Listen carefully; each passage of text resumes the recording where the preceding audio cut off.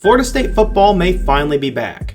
They have star players, in my opinion a good coach, finished last year on a strong note, and have an opportunity to really take over in 2023.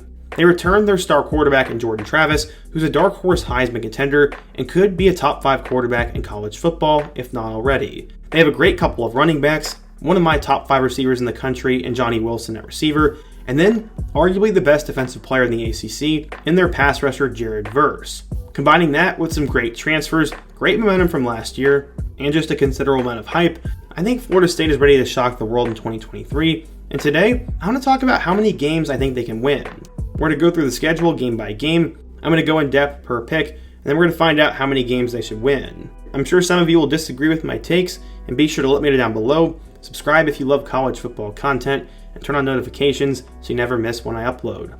Now, let's go ahead and get to the schedule. So in week 1, they opened up on Sunday night in Orlando against LSU. Last year's game was awesome. It looked like Florida State was in complete control, but after a late fumble, LSU drove down the field, scored with no time remaining, and then had their extra point blocked. This gave Florida State a ginormous week 1 win and a ton of momentum for the season. LSU would end up being pretty good as well, and they return a lot of those same players last year. Jaden Daniels will be back at quarterback, and he could arguably be the best quarterback in the SEC. They have a superstar linebacker in Harold Perkins, and just a ton of talent everywhere. This game is going to be close in my opinion, and it should be a classic just like last year. I think it'll come down to the final 5 minutes, or potentially even the final drive, but I think Florida State's going to win out because they're a little bit closer to home, and this will once again set the tone for the year for them.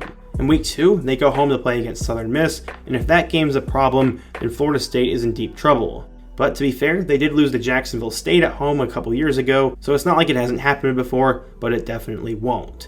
Week 3, they travel on the road to start out ACC play, as they're going to play against Boston College. I'm not quite sure what I think of Boston College this year, as for a little while it looked like Jeff Hafley was building something special there, but that has quickly fallen apart, and this game should be over by halftime. That will put Florida State at 3-0. Going into the biggest game of the ACC in 2023, the road matchup against Clemson. Man, if this game was in Tallahassee, it would probably have the best atmosphere of any game in 2023, but it's going to be in Clemson. This will be a huge first test for Cade Klubnik, and while Clemson has been really good the last 2 years, they haven't been at that same dominating level they were before. This is a huge year for Dabo Swinney to get back on track, and this game is definitely what everyone is waiting for. I think it's going to be close, but it's really hard to win in Death Valley, which is why I think Clemson wins by a touchdown. I think they go 1-2 out of the LSU and Clemson games and start out the season 3-1.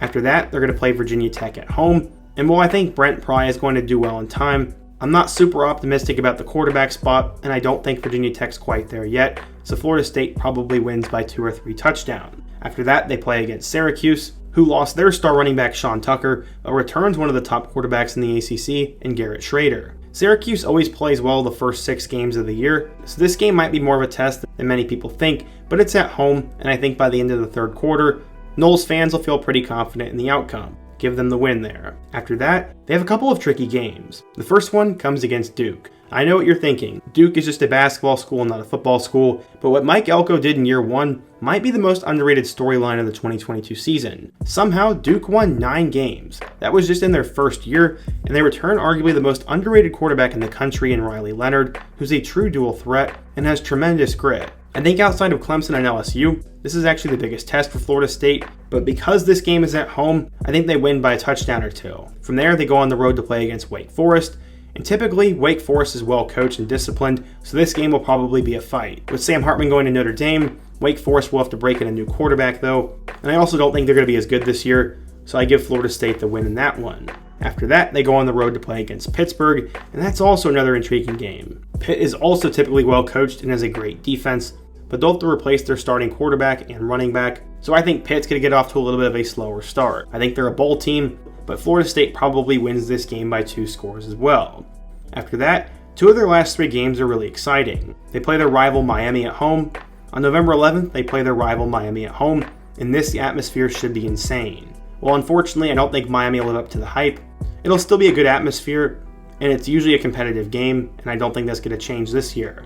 I think this game will absolutely come down to the wire, but Florida State's the more experienced and more talented team, and they end up winning in a thriller. After that, they play North Alabama at home, before a huge road game against Florida. At this point, Florida State will be 10-1, and this is definitely going to be a trap game. By this time, I think Florida will have figured out the quarterback spot, and I'm already very confident in their defense and their running game, so this should be the peak of the Gators season. It's at home, it's a rivalry game, and if Florida State has playoff hopes, this absolutely could be a trap game. But that's all just hypothetical. I'm not super sold on Florida football right now, and I am sold on Florida State, so I think the Seminoles end up winning this game, and that puts them at 11-1. There really is no reason why Florida State should not win 10 or 11 games this year, because of the talent they have at every position, and most importantly, the experience. They have a ton of veterans. A lot of them have seen and done this before and are hoping to get to the college football playoff and maybe even win a national championship. That's how good I think Florida State could be, but playing LSU and Clemson in the first month is not going to be easy, and having to deal with consistent trap games also won't help either. In my official prediction, I had them 11-1, but I would not be surprised if they ended up going 12-0 or even went 9-3. Games against teams like Pittsburgh, Florida, and Duke are not going to be easy, and who knows if Miami will finally live up to the hype or if some other random team knocks them off. That, I don't know, but either way, I think Florida State wins 11 games, has a chance at making the playoff, and should be a good year in Tallahassee. But what do the so-called experts think? As we all know, Vegas is typically never wrong, or they're pretty dang close to the truth, so according to DraftKings, Florida State has the 7th best odds to win the 2023 National Championship at plus 1,800. They only trail Georgia, Alabama, Ohio State, Michigan, USC, and LSU. I'd pretty much say I'd have to agree with that, as that is exactly where I would place them, and also have them right around Penn State. I think this is definitely feasible, as they also have a lot of top-end talent in college football. In terms of the 2024 NFL Draft, Jared Verse is as high as the top 5. Both Johnny Wilson and Jaheim Bell are projected second-round picks. Jordan Travis, Trey Benson, and Fabian Lovett are projected third round. And then you have other guys such as Akeem Dent, Fentrell Cypress, and Robert Scott, who are also projected as later-round picks. And with all the talent on the roster, I would not be surprised if there were even more. Two guys who I think could be X factors for this year's team is first tight end Kyle Morlock. He'll probably be the backup to Jaheim Bell, but he has NFL potential written all over him, and had 11 touchdowns in 2 years at Shorter University. He was an All-American at the D2 level, and another guy who was arguably an All-American at the high school level was Hakeem Williams, as he is a 5-star wide receiver who's also going to be in Tallahassee. There are a lot of young and exciting weapons in this offense, and with a veteran quarterback, stable running backs, and a lot of experience, I think it's going to be a lot of fun. But what do you guys think? What do you agree and disagree with? What is Florida State's biggest test this year, and what team should I cover next? Be sure to let me know down below. Leave a like if you want to support today's video, subscribe if you're new, and check out all my other videos on the end screen. I hope to see you guys again soon, but until next time, peace.